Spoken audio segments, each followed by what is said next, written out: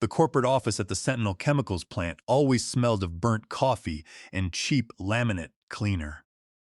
It was the kind of room designed to make you feel temporary, even if you had spent 16 years of your life keeping the reactors from turning the surrounding 3 counties into a toxic waste zone. I sat across from Cynthia Barlow, the Human Resources Director, watching her adjust her silver-rimmed glasses and slide a single sheet of paper toward me. The paper was an annual review and compensation adjustment, but the only number that mattered was the one under the adjustment line, a 2.5% raise in a year when the cost of milk and gasoline had gone up by 7%. Cynthia sighed, not looking me in the eye, and clicked her ballpoint pen twice. She explained that they had to maintain internal equity across the organization. That was the new corporate buzzword. Internal equity apparently meant that my 16 years of experience at this plant, combined with my 28 years of industrial control engineering that began in the Navy Civil Engineer Corps, was worth significantly less than a kid fresh out of business school who did not know the difference between a proportional integral derivative controller and a pressure relief valve. Her justification was Wesley Briggs. Wesley was 28 years old, possessed a Cheshire Master of Business Administration degree from Harvard, and had been with the company for less than a year. In those 9 months, he had rotated through 3 departments, made 12 beautiful slide decks about digital optimization, and been promoted to Director of Manufacturing Excellence. He was also making 45% more than my base salary. According to Cynthia, his academic credentials commanded a market premium that traditional engineering roles simply did not warrant. I looked at the offer letter, then at Cynthia, and did not say a word.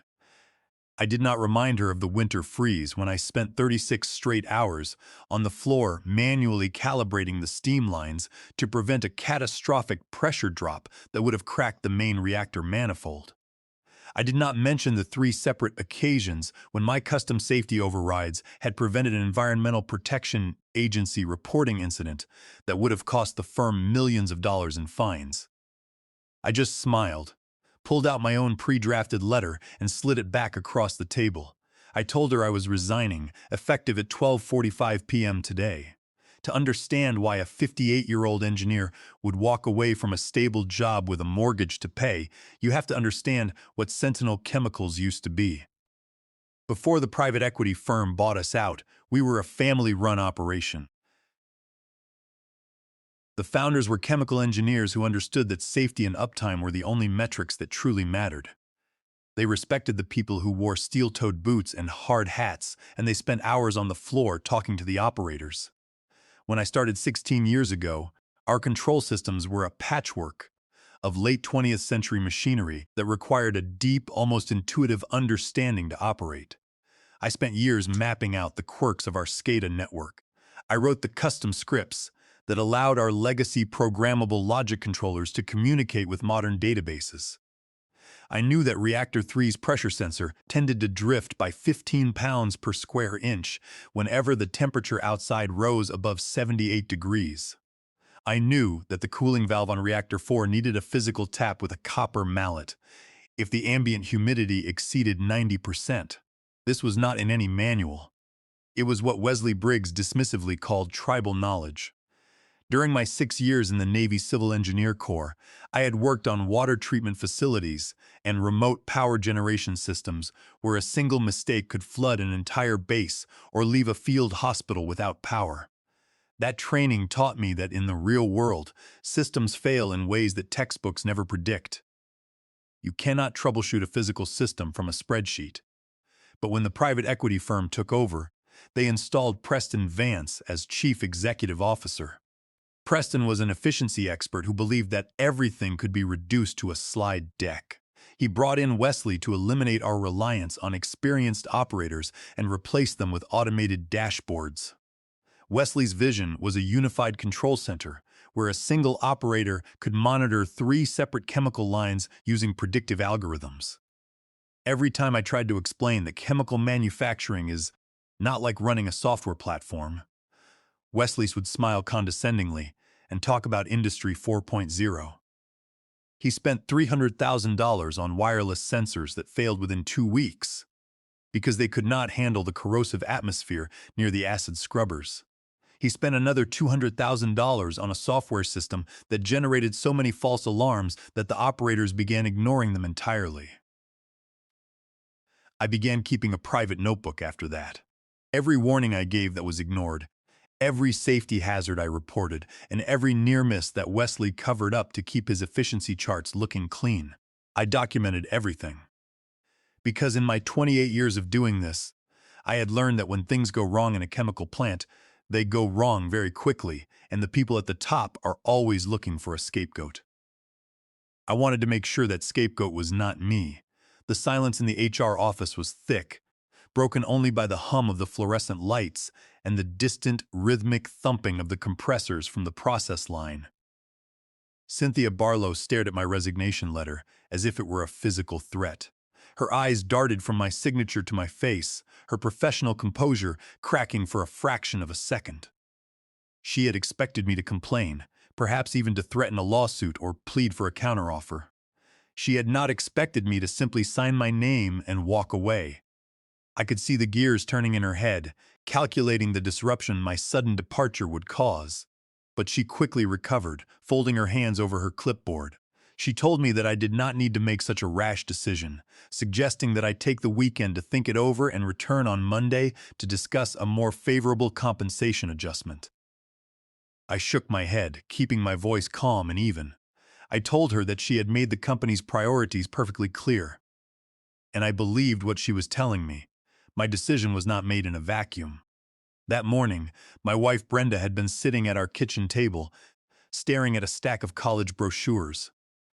Our daughter Chloe had just been accepted into a prestigious engineering program that cost $68,000 per year. Brenda had worked as a nurse for 3 decades, but she had recently retired to manage her health issues, particularly her type 2 diabetes, which meant we relied entirely on my company-sponsored health insurance to cover her medical expenses. We also had 8 years remaining on our mortgage. Walking away from a steady salary was a massive risk, but I knew that staying at a company that valued academic credentials over actual operational expertise was an even greater risk in the long run. I had seen too many skilled engineers pushed out or sidelined in favor of cheaper, younger managers who looked good on paper but could not troubleshoot a physical system during a crisis. I was 58 years old, and I refused to spend the final decade of my career being treated as an outdated line item on a spreadsheet. Cynthia asked if I would at least agree to stay through the end of the month to assist with knowledge transfer. She noted that with Wesley Briggs taking over the process optimization initiatives, they would need my help to ensure a smooth transition. I smiled, and for the first time in months, the tension in my shoulders began to ease. I told her that all my procedures were documented, my maintenance logs were current, and the safety protocols I wrote were fully integrated into the document management system. What I did not tell her was that a written procedure is only as good as the person reading it. You can write down that a reactor needs to be manually vented if the pressure rises above a certain threshold. But if you do not understand the thermodynamic properties of the chemicals inside, you will not know when a minor pressure spike is actually the precursor to a catastrophic runaway reaction. Wesley Briggs believed that because he had read a case study on manufacturing efficiency, he could manage a chemical process from a laptop in a corporate office. He was about to find out how wrong he was. At 12:45 p.m., I walked out of the administration building and entered the main control room for the last time. The space was dominated by the large human-machine interface screens that I had personally redesigned 3 years ago to make the process data easier for the operators to read. Ronald Fletcher, the senior operator on duty, looked up from his console as I approached. He had heard rumors of the meeting and looked at me with a mixture of concern and anger. He asked if the rumors were true, and I nodded, confirming that I was finished. Ronald swore softly under his breath, shaking his head. He said the place would fall apart without me, but I told him he would be fine, as long as he stuck to the procedures and did not let the corporate managers push him into bypassing the safety limits. I packed my coffee thermos, my safety glasses, and my private notebook into a cardboard box. That notebook contained 16 years of detailed observations, custom code snippets, and workaround procedures for the legacy systems that corporate had refused to upgrade.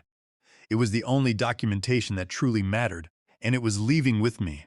On my way out, I passed Henry Kowalski, the maintenance lead, who was in the middle of rebuilding a slurry pump that had been giving us trouble for weeks.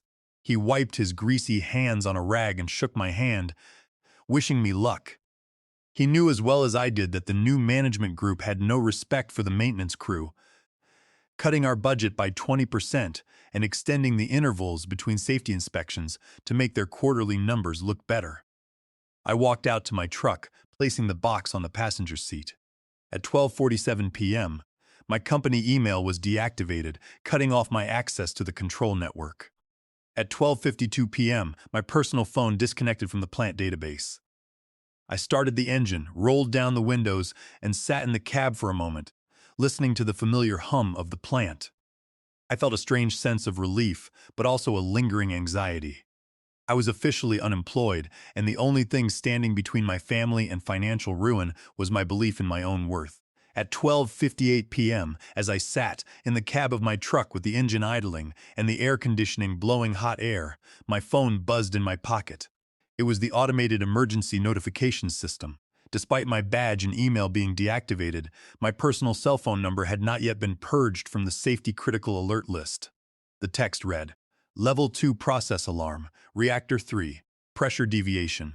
All qualified personnel report to control room. I stared at the screen, a knot forming in my stomach. Reactor 3 was our most temperamental unit. It was a massive vessel that ran a highly sensitive exothermic reaction. The pressure transmitter on that reactor had a known calibration drift. When the ambient temperature rose above 78 degrees, the transmitter's internal electronics would heat up, causing it to read exactly 15 pounds per square inch higher than the actual pressure inside the vessel. Today, the outdoor thermometer on the plant wall read 82 degrees. The metal casing of the reactor would be baking in the sun, and the system was reacting to a ghost pressure spike. A moment later, my screen lit up again. It was a text from Ronald Fletcher. He was in the control room, and he was panicked. He asked if I was still in the employee parking lot. He said the pressure on reactor 3 was spiking, the alarms were screaming, and Wesley Briggs was in the control room, ordering the operators to perform a remote reset of the safety interlocks to keep the production line from shutting down. I typed back a short message. I do not work there anymore. Follow procedure EP003. Ronald immediately replied, I cannot find EP003 on the network. Wesley deleted the draft from the Active Directory last week. He said it was obsolete. My hands tightened on the steering wheel. I had written EP003 2 years ago after a similar temperature-induced pressure spike nearly caused a catastrophic venting event. The procedure outlined how to manually verify the pressure and reset the alarms without halting the reaction. Wesley had stalled it in the approval queue for months, claiming it relied too heavily on operator intervention and did not align with his digital-first philosophy. He had apparently deleted it entirely to force the operators to use his new automated dashboard, which was currently showing a flashing red error code that none of the operators knew how to clear. I put the truck in reverse and backed out of my space. As I drove toward the main gate, I saw the flashing blue lights of the emergency response vehicles. At 1:00 p.m., my phone rang. The screen displayed the name of Bradley Mercer, our chief financial officer. I pulled over to the shoulder of the highway just past the gate and answered. Bradley did not even say hello. He sounded breathless, his voice tight with anxiety. He told me there was an emergency with Reactor 3 and that they needed me to come back to the control room immediately. He said the engineering team was struggling to stabilize the system and that Wesley was preparing to override the emergency safety interlocks to keep the batch from failing. I told him, with absolute clarity, that overriding the interlocks would be a massive mistake. I explained that the pressure reading was false, caused by the 82-degree heat, and that they needed to verify the actual pressure using the manual dial gauge located on the side of the reactor vessel. I told him to tell Wesley to compare the physical reading to the control room display. If there was a 15-side discrepancy, They needed to adjust the alarm set point in the distributed control system and initiate the secondary cooling loop. If they overrode the safety controls without doing this, the system would interpret the action as a major failure and trigger a hard lock. Bradley paused, the background noise of the control room bleeding through the line. I could hear alarms blaring and Wesley shouting orders in the background. Bradley asked if I could just drive back and handle it myself. He offered to pay me a full day's wage as a contractor for just 30 minutes of my time. I refused.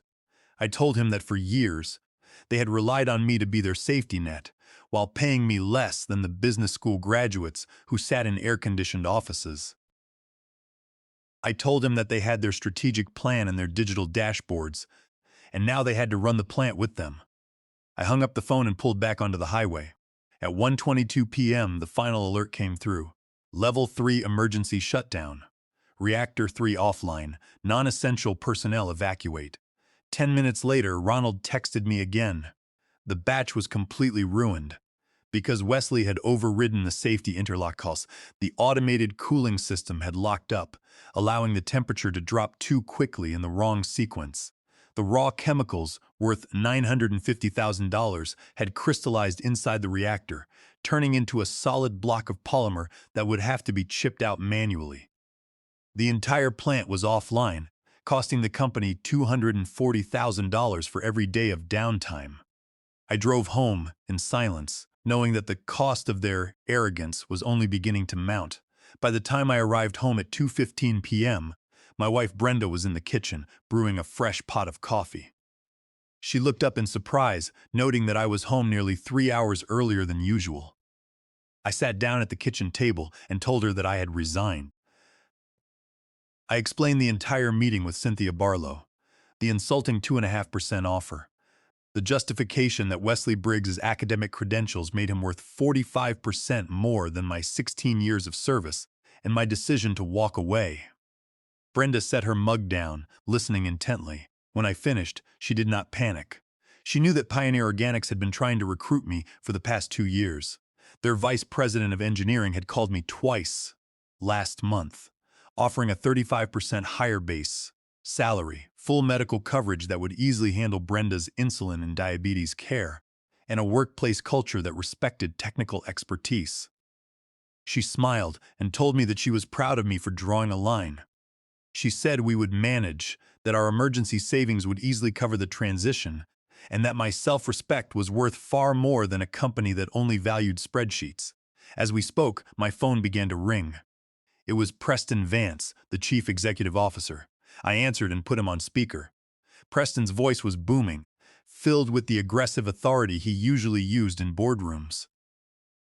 He told me that there was a critical emergency at the plant, that the reactor shutdown was costing the company hundreds of thousands of dollars, and that he was ordering me to return immediately to assist the engineering team. He tried to claim that my sudden departure constituted a breach of my employment agreement and that I was legally responsible for any safety incidents. I cut him off. I told him that I was no longer an employee of Sentinel Chemicals, having resigned at 12:45 p.m., and that my contract had ended. Preston's tone changed from demanding to desperate, offering to pay whatever rate I wanted if I would just walk Wesley through the startup sequence over the phone. I refused, telling him that Wesley had deleted my safety procedures because he believed they were obsolete, and that he could now use his digital optimization algorithms to clear the crystallized polymer from the reactor vessel. I told Preston that if Sentinel Chemicals wished to hire me, they would have to go through Pioneer Organics, where I was signing my contract the following morning. I stated my terms: $450 per hour, with an 80-hour minimum charge, and I would not set foot on the plant floor until their insurance carrier signed off on a full safety assessment. That was $36,000 just for me to walk through the door. Preston gasped, calling the rate extortion, but I told him that expertise is always expensive when you have to buy it back in an emergency. I hung up the phone, and for the next hour, Brendan and I watched the screen light up, with calls from operators and maintenance technicians. The plant was in chaos, and corporate had no idea how to reset the legacy control logic without bypassing the physical safety limits. At 4:30 p.m., my phone rang again. This time, the caller was Evelyn Stone, a member of the board of directors. Evelyn was a former process safety auditor who had always been respectful during plant visits. She asked to hear my perspective on the situation, and I laid out the facts. I explained the compensation dispute, the temperature-dependent transmitter drift, and the failure of the automated cooling system. But then I gave her the most critical piece of information. To perform a manual override on the safety interlocks of Reactor 3, the SCADA system required a cryptographic safety authorization code that belonged to a certified process safety engineer. Since I was the only certified engineer on site and my credentials had been revoked at 12:52 p.m., Wesley had apparently bypassed the security protocol. He had logged into the system using my active session before it was fully terminated, forging my digital signature on the electronic safety permit. I explained to Evelyn that under California Penal Code Section 470, forging a digital signature on a safety-critical document is a felony. Because the authorization was forged, the bypass permit was invalid from the beginning, a legal concept known as void ab initio. Furthermore, by using my credentials to bypass the plant's safety systems without my consent, Wesley had violated the Federal Computer Fraud and Abuse Act under Title 18, United States Code, Section 1030. This was not a simple operational mistake. It was a criminal act that exposed Wesley and the executives who authorized his actions to personal liability under environmental safety laws. Bypassing safety interlocks on a reactor containing toxic chemicals was a federal offense that could trigger criminal investigations by the Environmental Protection Agency and the Occupational Safety and Health Administration. I could hear the sharp intake of breath on the other end of the line. Evelyn was silent for several seconds before thanking me for my honesty and telling me she would call me back. Brenda poured me another cup of coffee, and we sat together in silence, waiting for the storm that we both knew was coming. For the first time in years, I did not feel the weight of Sentinel's problems on my shoulders. I was free, and the plant's survival was no longer my responsibility. The board of directors acted with a speed that is rarely seen in the corporate world when a criminal violation is brought to light. Within 24 hours of my conversation with Evelyn Stone, an emergency board meeting was convened. The digital logs confirmed that Wesley Briggs had indeed used my active terminal session to bypass the safety interlocks on Reactor 3, forging my digital authorization code. The board immediately suspended Wesley, pending a formal investigation, and placed Chief Executive Officer Preston Vance on administrative leave for trying to cover up the safety bypass. Within a week, Wesley was terminated, and the company's legal counsel began preparing files for a criminal investigation under California Penal Code Section 470. Preston Vance was officially ousted by the board. Shortly thereafter, replaced by an interim chief executive who had spent 3 decades in actual chemical operations. Because of the severe damage to the reactor valves and the corruption of the calibration data, the plant remained shut down for 3 weeks. Sentinel Chemicals was forced to contract Pioneer Organics to secure my services for the recovery process. They paid the emergency consulting rate of $450 per hour, and I billed them for 80 hours of work, bringing in $36,000 in the first week alone. But the board did not stop there. Evelyn Stone hired me to conduct a comprehensive safety audit of the entire facility, a project that took 3 weeks and paid a flat fee of $120,000. During that audit, I identified 23 separate safety-critical procedures that had been blocked in the documentation queue or deleted by Wesley because they did not fit his automation spreadsheet. These were critical processes that only existed in the heads of the senior operators, and I documented all of them, ensuring they were permanently integrated into the system. I refused to return to Sentinel Chemicals full-time, despite the interim CEO offering to double my old salary. I was happy at Pioneer Organics, where the leadership respected technical expertise and paid market rates without requiring engineers to move into administrative roles. Instead, I recommended that Ronald Fletcher be promoted to plant engineering manager under a newly established technical fellow track. The board accepted my recommendation, and Ronald took the position with a 45% salary increase and complete authority over all process safety decisions. The board also established the Henderson Protocol, a company-wide requirement that any bypass of an emergency safety system required a physical key and the written, double-signed approval of both the plant manager and a certified process safety engineer. No one, not even the chief executive officer, could override the system from a remote terminal. 2 years later, I was sitting in a diner near the plant, having coffee with Ronald. He looked tired but happy, telling me about the changes at the facility. He mentioned that Wesley Briggs had actually applied to return to the company a month ago. Wesley's career had been derailed by the scandal, and he had struggled to find strategic roles after his termination. He had reached out to Ronald, admitting that his business school education had not prepared him for the realities of manufacturing, and that he wanted a second chance. Ronald told me he had offered him a position as a junior process engineer, but on one condition: Wesley had to start at the bottom, working shifts on the plant floor alongside the operators for 2 years to learn how the machinery actually operated before he could touch a control system. Wesley had accepted the offer. Ronald laughed, telling me how Wesley spent his first week carrying tools and cleaning out filters under the strict supervision of Henry Kowalski, who did not care about Harvard degrees at all. We both appreciated the poetic justice of an MBA learning process safety from the ground up. The entire incident had cost Sentinel Chemicals $4,600,000 in repairs, lost production, environmental fines, and consulting fees. It was a massive, painful lesson for the private equity firm, but it was a lesson that stuck. As I drove home that evening, I thought about Chloe, who was now in her sophomore year at university. She had called me the previous night to tell me that her chemical engineering professor had used the Sentinel case study and the Henderson Protocol as an example of safety management in her lecture. She had been proud to tell the class that her father was the engineer who had written it. That was the real victory. It was not about the money, though the consulting fees had paid for Chloe's first 2 years of college.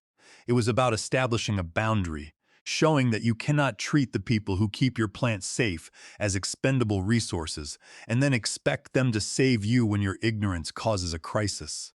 Sometimes the most powerful thing you can do is simply walk away, letting the systems teach themselves what happens when they lose the competence that makes them work.